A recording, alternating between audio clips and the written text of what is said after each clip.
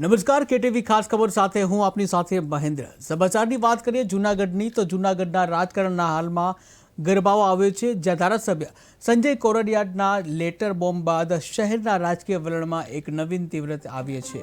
મહાનગરપાલિકાની કામગીરી સામે સીધા પ્રશ્નો ઉઠાવતા ધારાસભ્યે લોકોમાં અપીલ કરી છે કે તેઓ ગેરરીતિઓ અંગે જાણકારી આપે.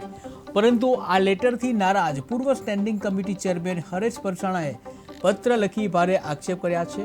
તેમનું કહેવું છે કે ધારાસભ્ય ખુદ 15 વર્ષથી મહાનગરપાલિકામાં હોદ્દેદાર રહ્યા છે, તો હવે માહિતી માંગવાની શી જરૂર છે.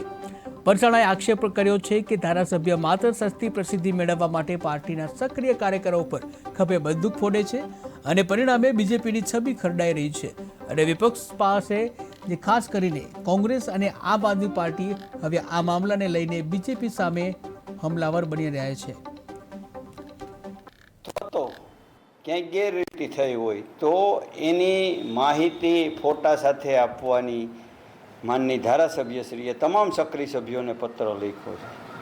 આ પત્ર અનુસંધાને મારે કહેવાનું છે, પત્ર લખો એ યોગ્ય છે, પરંતુ પત્ર વાયરલ થવાને કારણે તેમજ માનની ધારાસભ્યશ્રી સંજયભાઈ કોરડિયા છેલ્લી 3 ટર્મથી 15 વર્ષથી વોર્ડ નંબર 7ના કોર્પોરેટર હતા, સ્ટેન્ડિંગ કમિટીના ચેરમેન રહી ચૂક્યા છે, શહેર ભાજપના પ્રમુખ પણ રહી ચૂક્યા છે અને છેલ્લા લગભગ 2.5 વર્ષથી એ જૂનાગઢ શહેરના ધારાસભ્ય તરીકે પદ શોભાવે છે.